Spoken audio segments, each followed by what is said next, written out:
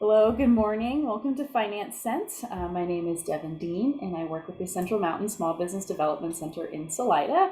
And today we're here with Michelle Kooi, entrepreneur, CPA, founder of Confluence Coaching and Consulting.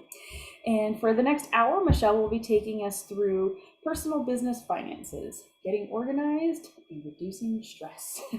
We are recording this session, so you can watch it later on demand if you would like. And I'll be sending out the recording and the slides so you can watch that in your own time and just give us a shout with any questions. But if you do have questions when you're here today, please feel free to type them into the chat, come off mute, we'll get them answered. Or if you prefer to wait until the recording has stopped, we'll save some time at the very end so you can ask your questions to Michelle off the recording. And just real quickly before we get started, the Central Mountain SBDC offers no-cost confidential consulting as well as free or low-cost workshops like this one, as well as assistance with access to capital.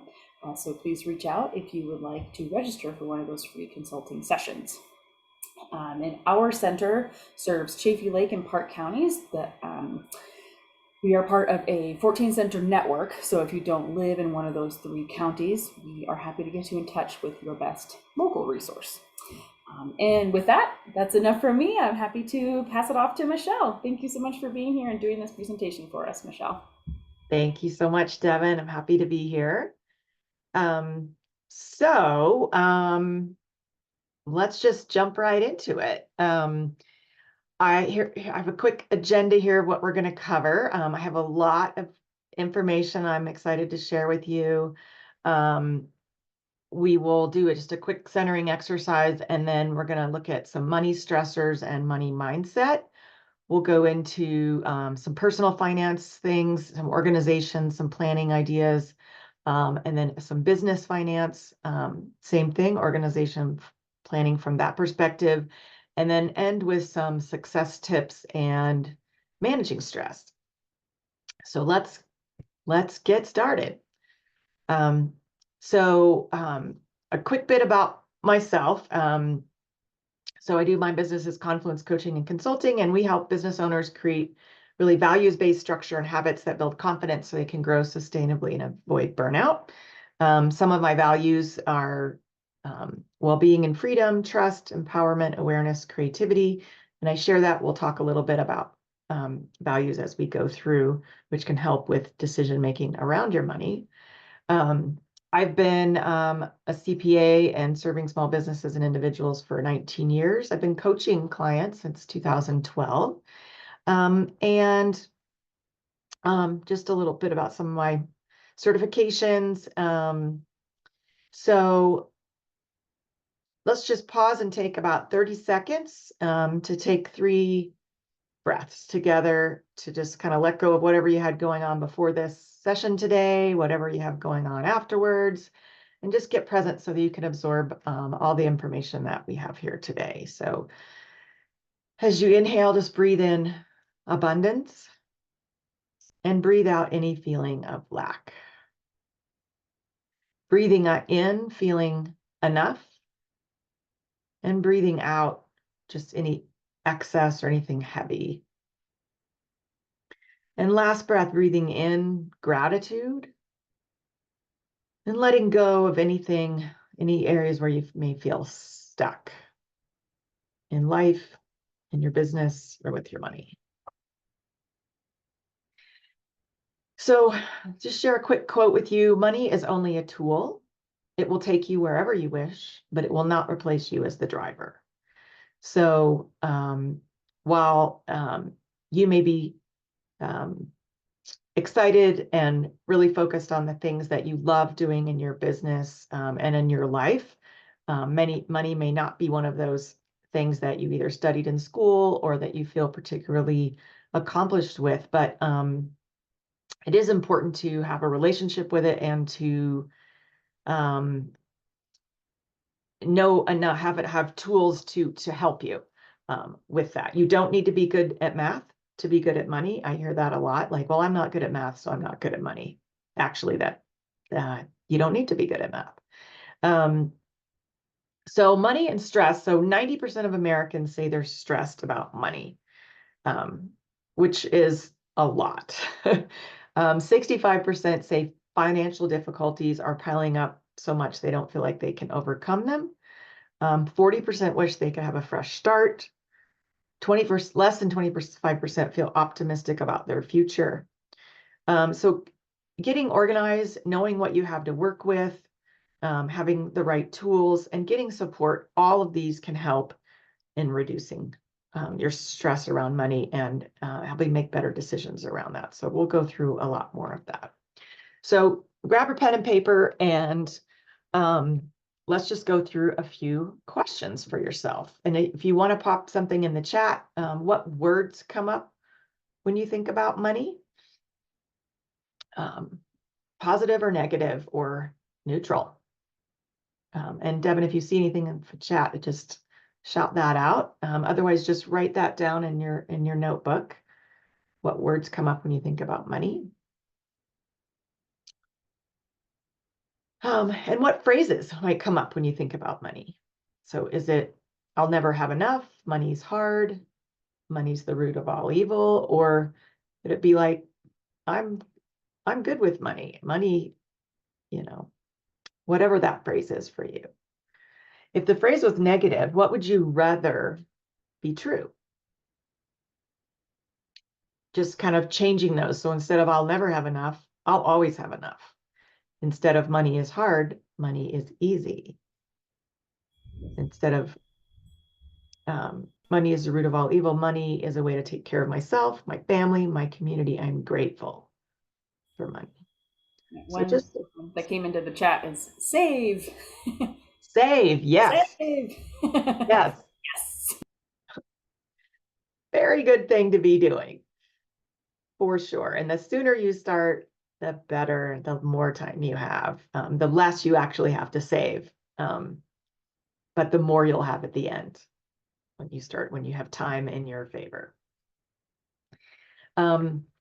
So if lack of money wasn't stopping you, what would you do or have? So, or another way to say it, like if you had all the money that you could possibly need and more, what would you do or what would you have? So that can just kind of give you some awareness of what you're really going for. When you ask, I've got a little, ask for money. So whether you're billing like a client for a service, or you're following up on a past due invoice, or you're requesting to be reimbursed for something, whether that's in business or even like a friend or family member, what comes up with you ask for money? So I ask this question because I find that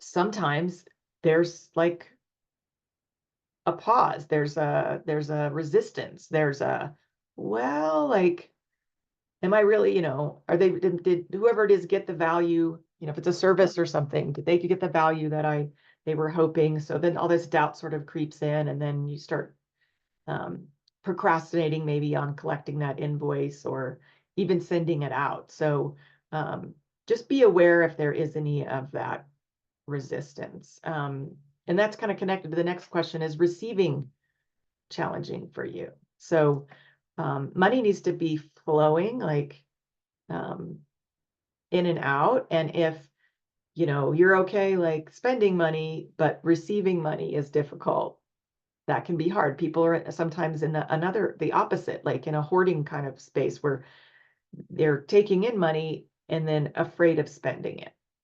So just notice the energy in either direction, in receiving it or in spending it, and maybe just jot those things down again so you have that awareness. Stress and anxiety is something that popped up in the chat too. Yes, super common for stress and anxiety. We like have attachment to money and what it represents, and also like we learn about it in our family, unit, how we grow up, how we watched our parents handle or not handle money, and family members. So, I mean, unfortunately, they don't, personal finance is not really taught very much in school. And I think it's starting to a little bit more, but a lot of us have learned just by mistakes and by fire. And interestingly, that is not something that's taught. As a CPA, you would think that they teach us that when going through our training.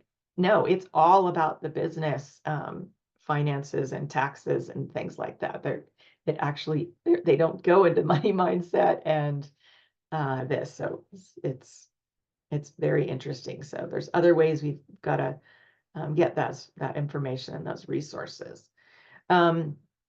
So I mentioned my values at the beginning of the talk because knowing what your own core values are can help you with making decisions around your money, and also even figuring out what your core values might be. So I have a whole list of ways to figure out core values, and that's not the purpose of our talk today, but one way is to even just look at your bank statement and see what you're spending your money on. I was just having a meeting with a client yesterday, and we were talking about, groceries and the cost of groceries, and, whether, you shop at King Supers or City Market or Natural Grocers or Whole Foods. Like, well, it depends, like, what your priorities are. Like, so if health is a value of yours, you may be more inclined to purchase more high quality food or more organic food, something like that. So again, just the connection of that value. Eating out with friends, maybe that is what you get out of that is fun and connection with other people. So maybe those are some of your values. If you like to spend your money traveling, maybe some of your ventures are freedom or adventure. Often freedom is a value that is very common with entrepreneurs, because they want that freedom and flexibility of being their own boss. So again, a whole nother area to explore at another time, but again, just introducing some concepts. So personal finances. So I like to say, like, chaos out can lead to chaos in, and vice versa. What I mean by that is, like, kind of disorganization outside of us, whether that's in our office or with our money, can lead to chaos in our mind. Like, it can cause, again, that stress, anxiety, and vice versa. If we are stressed and anxious inside and not feeling grounded and settled and centered, that can manifest outside as disorganization, because we aren't present to be able to handle those things. So they do go together. Getting to some more technical concepts. So preparing for tax time now. So I know you're like, what? Tax day is April 15th. That's a long ways away. But I know tax time can cause a lot of stress for people, and it can also, people spend, hours or days, or even weeks pulling information together. But keeping up with it on a over time can basically mean you're ready. Like, when they open for filing, like, you're already ready. Like, you don't have to do that much. So and it's actually possible to get there. So, do you file on time or do you file an extension? And if you file an extension, just curious why that might be. Now, sometimes we're waiting on documents from somebody else. If you own an investment, like in another a partnership or something, and you're waiting on that K1, like, you can't file your taxes till that person gets you the K1, or you're waiting on a 1099 or something. But a lot of times I find that people are filing extensions because they are either overwhelmed, they're avoiding working on their taxes, are two other reasons. And sometimes it's just because you don't have time, you have other things going on. There's absolutely nothing wrong with filing an extension. It's an extension of time to file, not an extension of time to pay. So any taxes owed on April 15th are due on April 15th, whether you file an extension or not. But just be aware of, like, and I know that some people who do file an extension between April and October, when that extension is filed, it's in the back of your mind the whole time. You're like, I need to do this, I need to do this. And it's sort of this heaviness, this stress on you. So if you could have things organized ahead of time, that could eliminate all of that stress, and you could potentially file on time when maybe you haven't in the past, if that's something that would reduce your stress. So at the beginning of the year, an idea is to create a folder, whether that's in your computer or on in your desk, whether you're whichever you like, and put any documents you get all year in that folder, whether that's medical receipts or charitable receipts or um, um, any donations, anything, if you have college expenses, if you get different things, one-time little income things, like anything that it would be something that you're going to be having to hunt down later, put it in that tax file so that it's already there. Everything's already together. I found this to be super helpful for myself and for clients of mine over the years.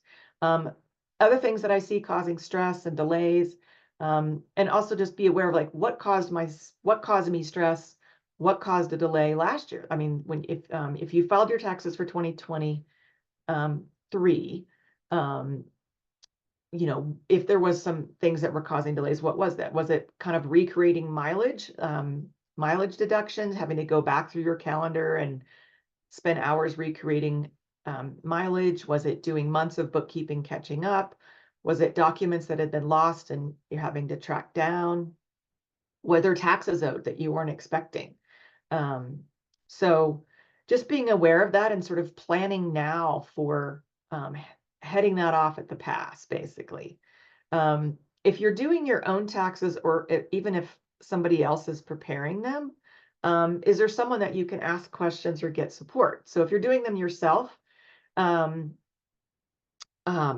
is there someone that you can ask questions of that So I help clients. I have clients who like to do their own taxes, but then I'm a resource for them to ask questions related to that.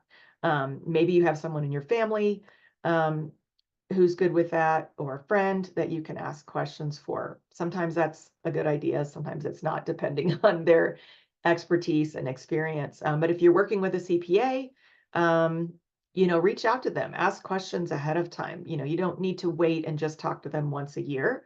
You can reach out during the year and get questions answered so that you're better prepared. So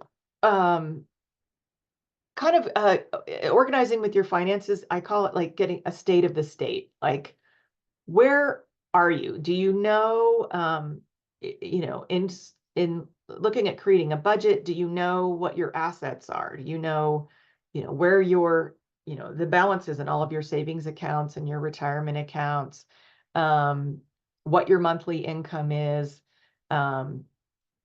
And so just kind of gathering those documents to come up with what those assets would be. Again, checking, savings, CDs, taxable accounts, retirement accounts, just so you have an idea. And because sometimes things are spread out. You've got this old 401k over at this company that you used to work with, and you might have another 401k at another company you used to work with, and then you have an IRA here. Like, kind of trying to pull everything together so you have a bird's eye view of what all those things are and get an idea of where you are.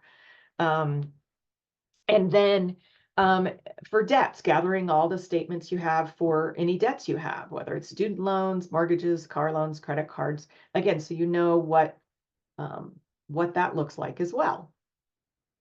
And then creating a rough budget just of what an estimate of what your monthly expenses are, and what your monthly income is, and seeing what the difference is. I know a lot of very common, I mean, most people I know are just kind of going off of what's in their bank account and not, each month, and not really being intentional or strategic at all with that. And then finding sometime there's more month at the end of the money than there is money at the end of the month.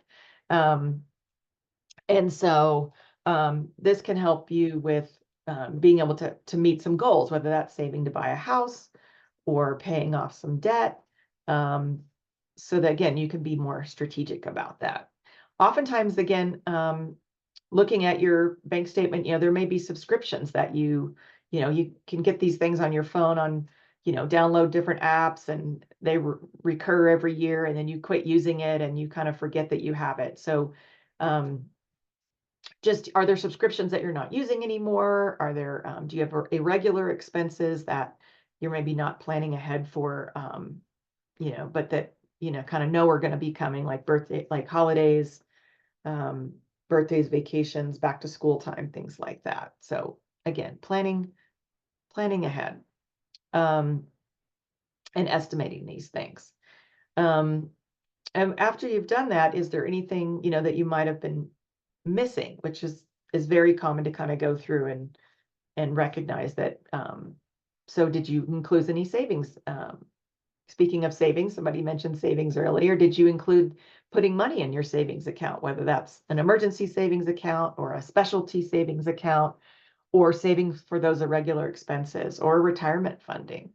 Is that included in the budget? Are you making the minimum payments on the credit cards, or are you paying extra on them to get those paid down or paid off? Are there any upcoming events that you have already planned that are not included in your budget? Because so again, just kind of scoping all of that and including all that in, totaling that and seeing what you have left to know what you're looking at. So, just an example of just a simple spreadsheet of what, what some things might look like, so that you have an idea.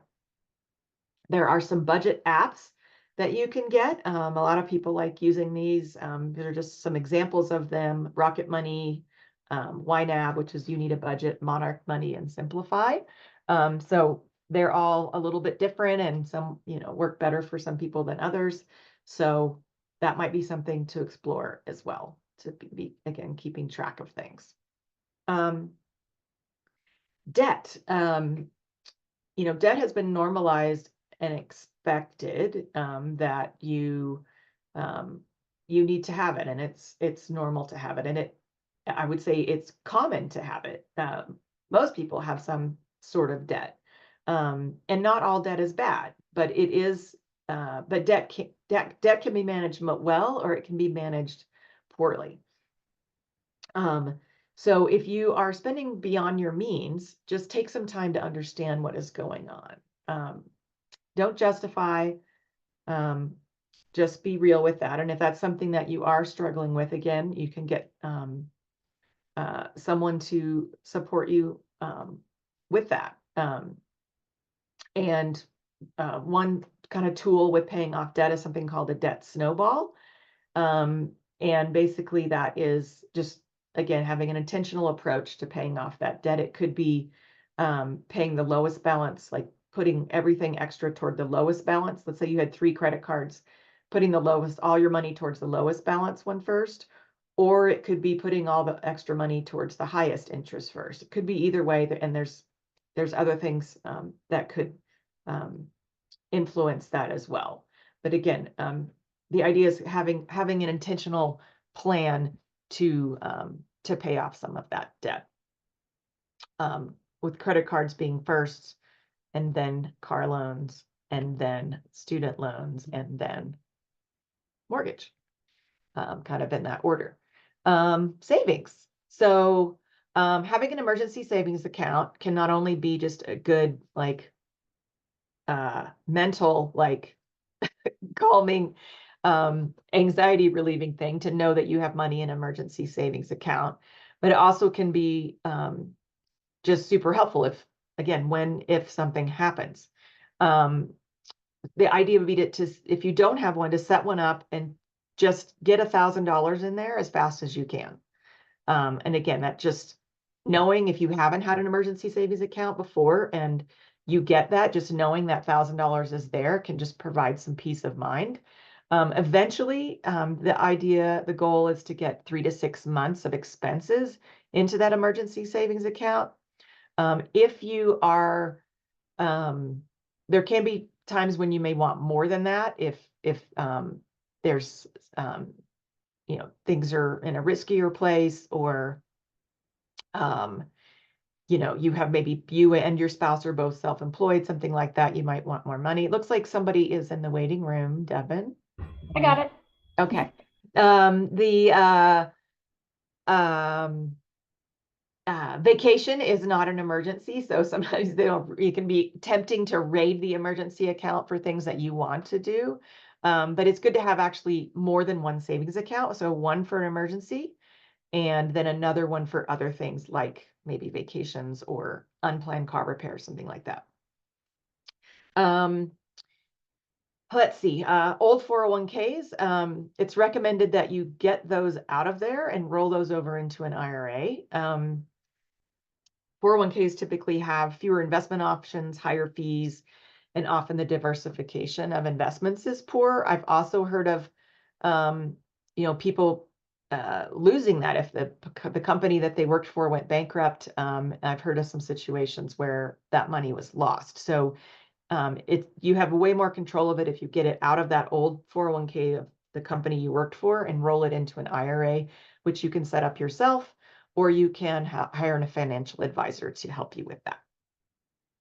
I think we've already talked a little bit about retirement savings, but just working with your money regularly, being present with your money, having your own, like, whether it's just you or you and your spouse or partner, having a weekly or monthly just personal finance meeting to kind of look at these things, address what you're doing. I set up something for myself I call Finance Fridays.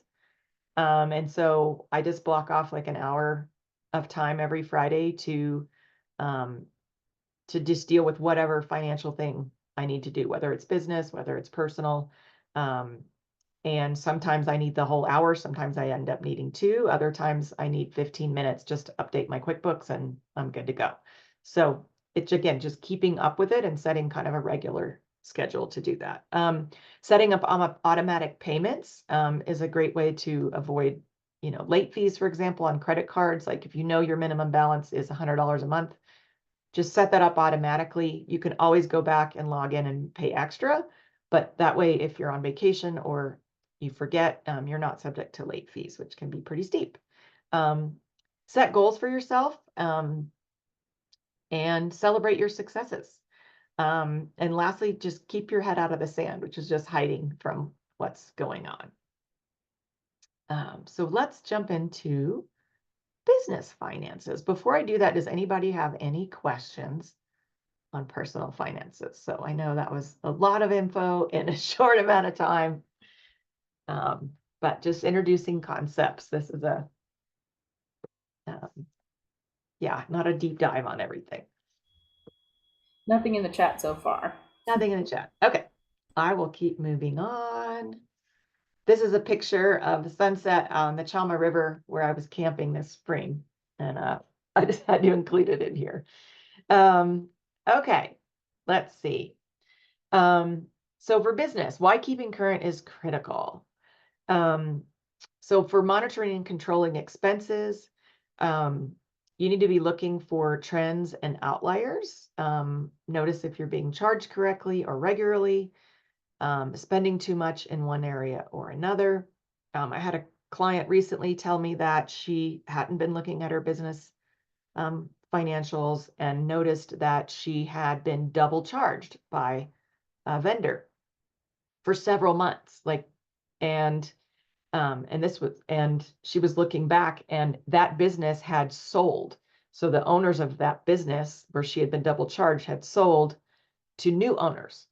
Well, she contacted the new owners to explain what happened, and they were like, "We're sorry, we can't, that was in the old owner's, handle. We can't address that." So she was just stuck with having been overcharged for I don't know how many months for double charged on these expenses because she wasn't looking. And the new owner wasn't able to correct that because they didn't have access to those bank accounts, etc. So just a story, just being on top of things. Looking at financials, we'll look at this a little bit more, but spending too much in one area or another. Keeping current can also help you make better decisions. So if your financial statements are current, you can be using those to make current decisions. If you have old information or things are not being tracked at all until maybe the end of the year. I know some people, just pull together spreadsheets at the end of the year for taxes, but the financials are not just needed for taxes. They are helpful for making decisions. KPIs is key performance indicators. So it can be helpful for looking at some metrics and comparing your business to other businesses in the same industry. And also for tax planning purposes. Quarterly estimated tax payments, which are due on an oddly not quarterly basis, which is April 15th, and then 2 months later, June 15th, 3 months later, September 15th, and then 4 months later, January 15th. Quarterly estimated payments, the required amounts are based on your prior year taxes. So until those are done, it's difficult to calculate what those are without some extra work involved. But even if they are done, they can be modified if there's a large difference in your net income for your business between one year and another. You might want to do separate tax planning to be able to keep current. I like to say that I like people to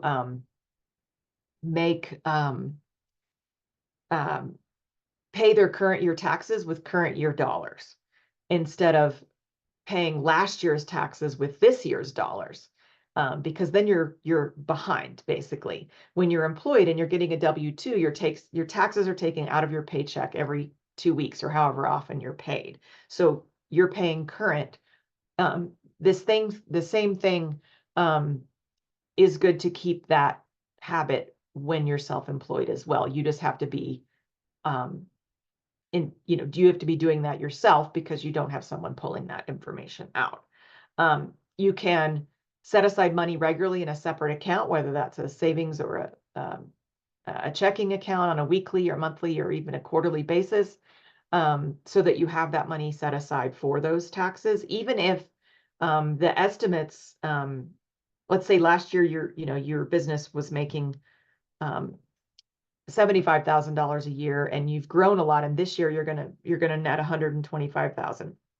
Let's say, so you're going to owe a lot more taxes. You may not be required to make larger estimates because, again, it's based on the prior year, but you are going to owe a lot more money. So you might as well be setting aside that money now so you have it when those taxes are due. And that also helps you avoid any penalties and interest for late payment.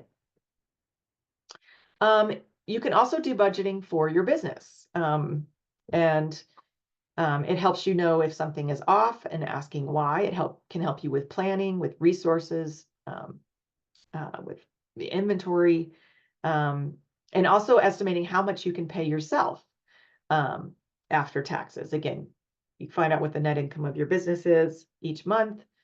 You can set aside money for your taxes and then distribute the rest to yourself, depending on your business structure. If you're, a single member LLC, you just pay yourself with distributions. If you're an S corporation, you might have 2 ways of paying yourself, which would be distributions and have yourself set up as an employee and a W-2. I'm assuming most people are probably single member LLCs. But budgeting is not set in stone. You can adjust it throughout the year as things change.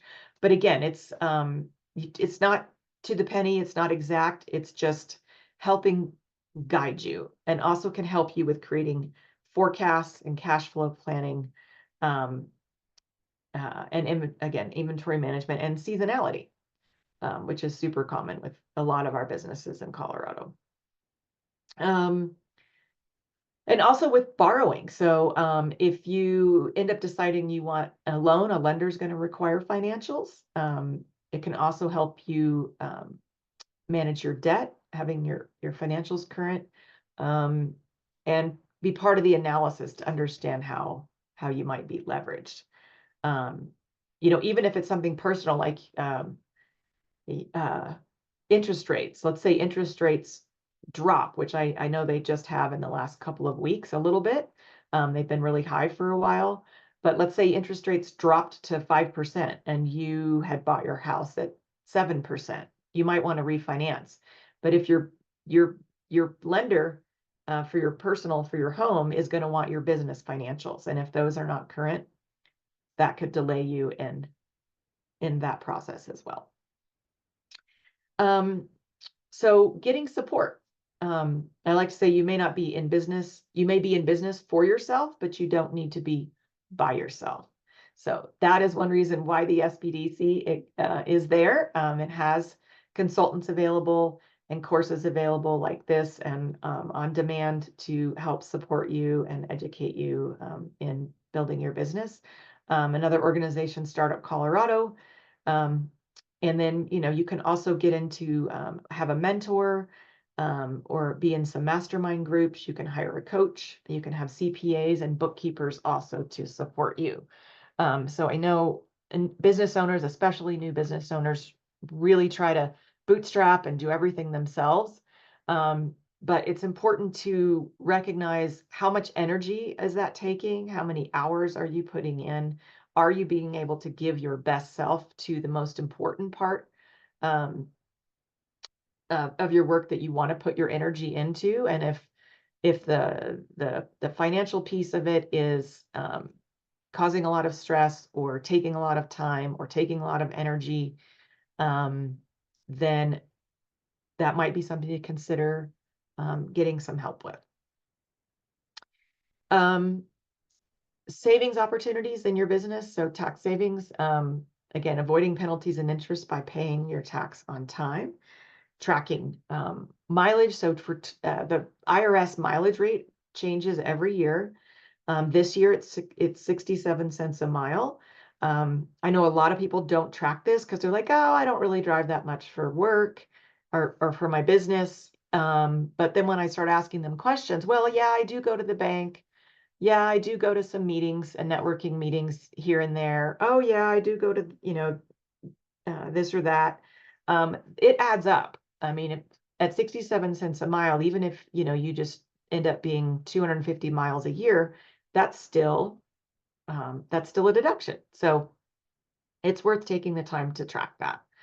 Um, uh, Collecting money. So, most of the vendors, credit card vendors, whether you're using Stripe or PayPal or even the Venmo business, they all charge around 3% of your the money that you're taking in as a fee.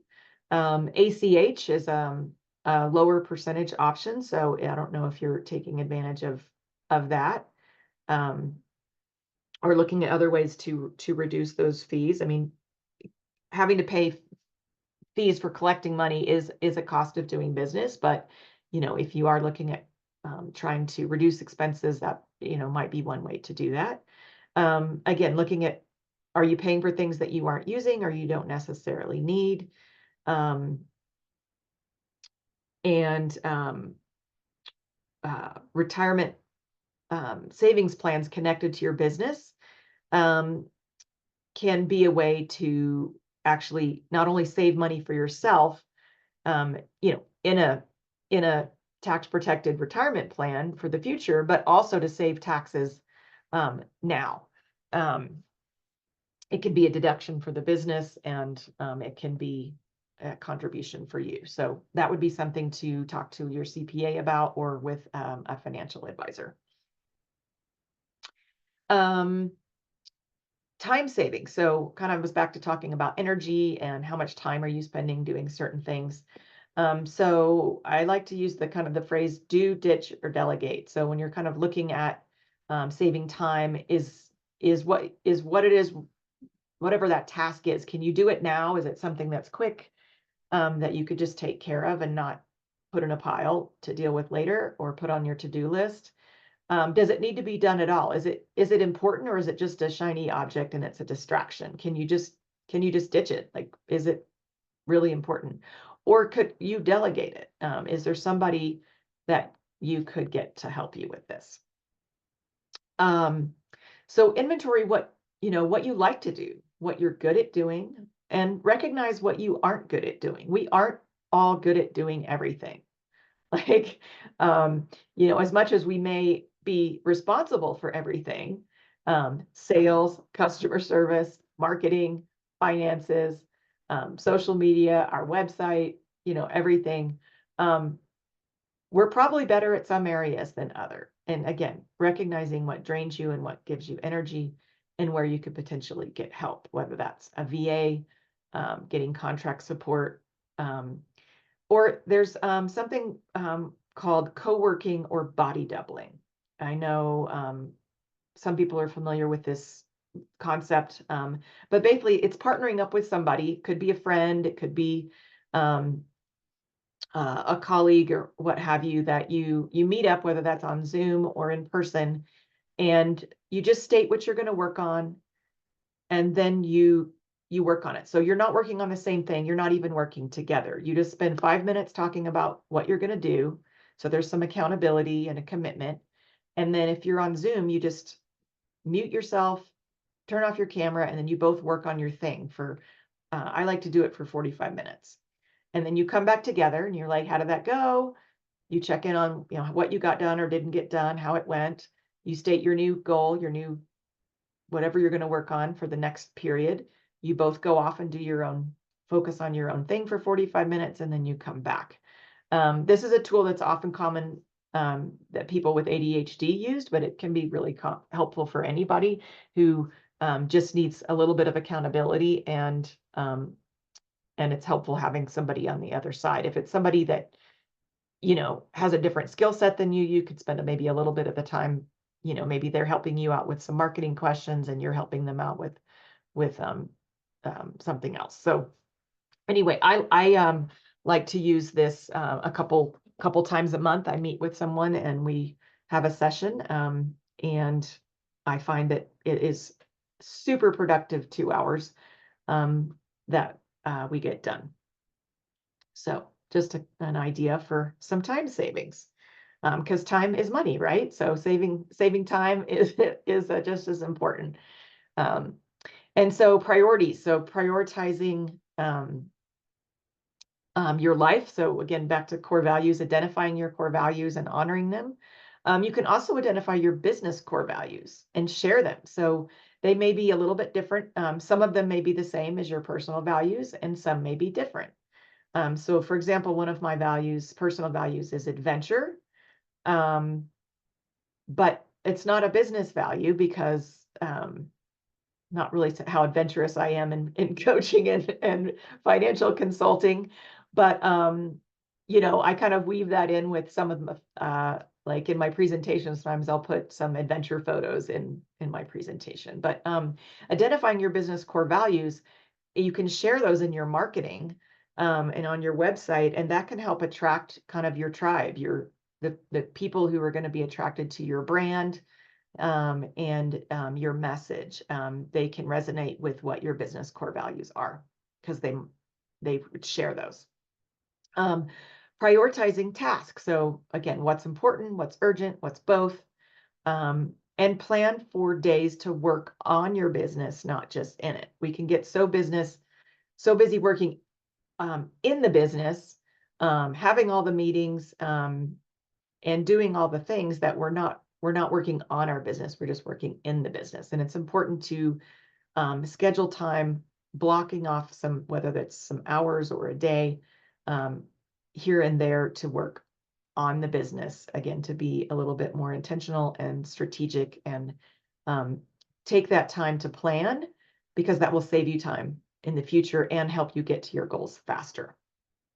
And also prioritizing yourself. So as a business owner, we are our most important asset. And if we're not doing okay, then it's going to be difficult for our business to be doing okay. So making sure that you prioritize time for whether that's exercise, breaks, just some space to think, and breathe. So I want to wrap up with just some ideas of success. This is something that I've been working on lately, and I've been seeing this being talked about more and more. Is there's this idea of success out there that society has, that you see, in all the ads and the pictures of what's the thing to strive for. It's wealth, it's fame, it's it's influential, it's high profile, it's having the right car, the right house, the right neighborhood, the right school, the right clothes, or having an Ivy League education, or whatever it is. Like all of these ideals of success. But are those really ours? Are they really yours? Like that might be what's promoted or what society's idea, but maybe that, none of that resonates with you. So what, do you know what your own idea of success is? And if you do, do you have that written down? If you don't know, could you be chasing your own tail or not even know what you're creating? How will you know when you get there? If you don't have that being clear, if you don't know where you're going, how will you know when you arrive? So, you can state a phrase like, I am successful when I am, it could be, these are just examples, when I am honoring my values, when I am creatively sharing my message, when I am feeling connected with my kids, when I'm feeling healthy, when I am feeling financially stable. So let's just take like a minute to write down a few thoughts on what your own definition of success is. So we'll just take a minute. And I would encourage you to go back after this session and spend a little more time on this.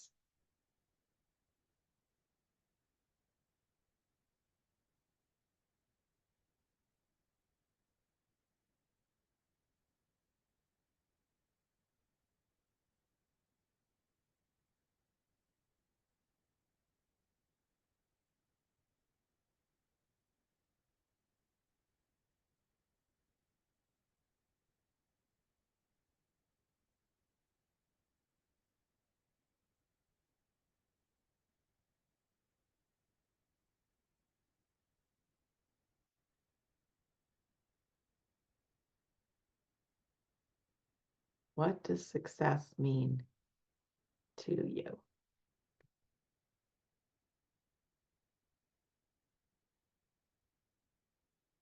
So let's be intentional. So in creating that, kind of being clear.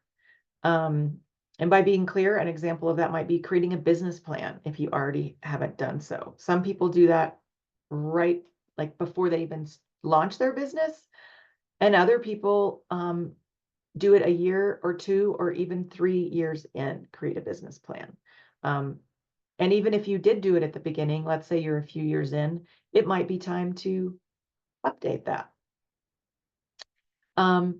Setting intentions for your year, for your quarter, for your week, and or your month.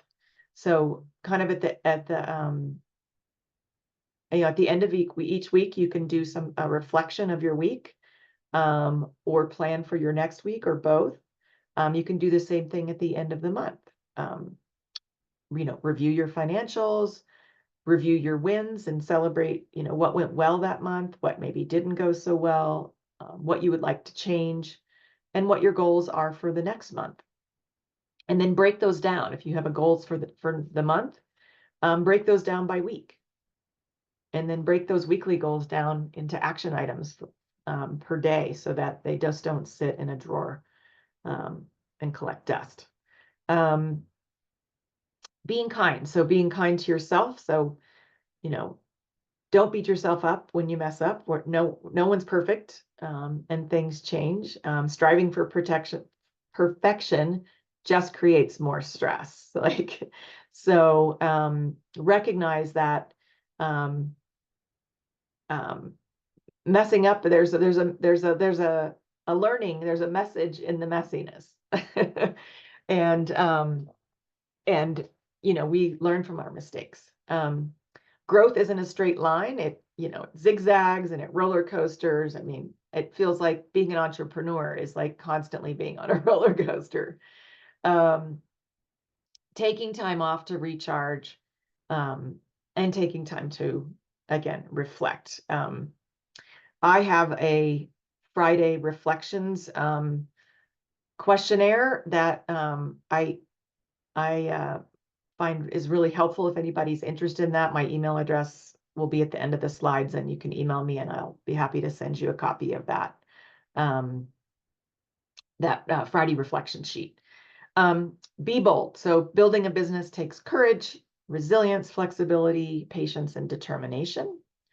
And self-actualization requires getting out of your comfort zone to step into your true potential. So I'm not a fan of necessarily that phrase, getting out of your comfort zone, but it's getting comfortable with being uncomfortable. Because again, as entrepreneurs, we're blazing trails. We are doing things that haven't been done before. We have a unique view of the world.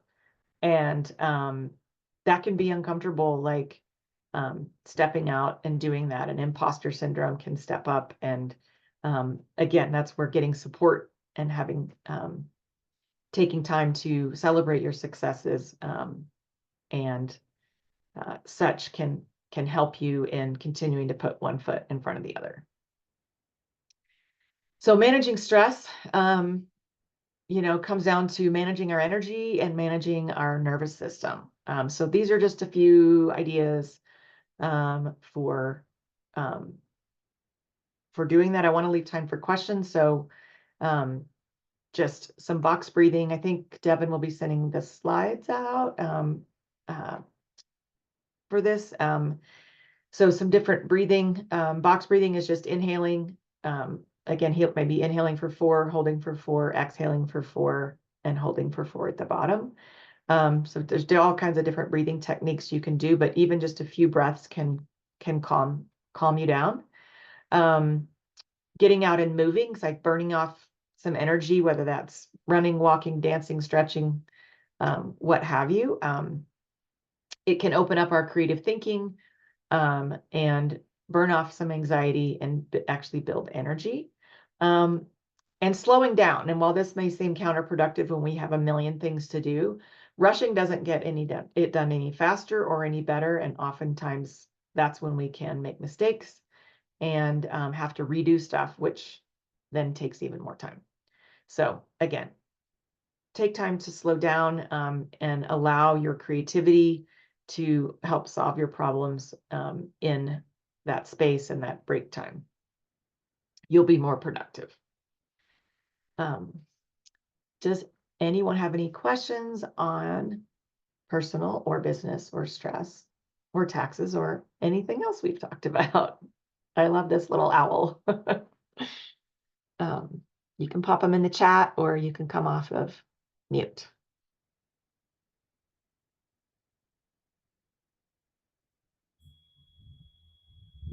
So if you'd like, Michelle, I'm happy to end the recording, and just in case if anyone wants to, ask their questions more personally off. Okay. Yeah, we'll do that in just a second. So here's just my contact information. Connect with me on LinkedIn. I just post helpful, informational, and inspirational things.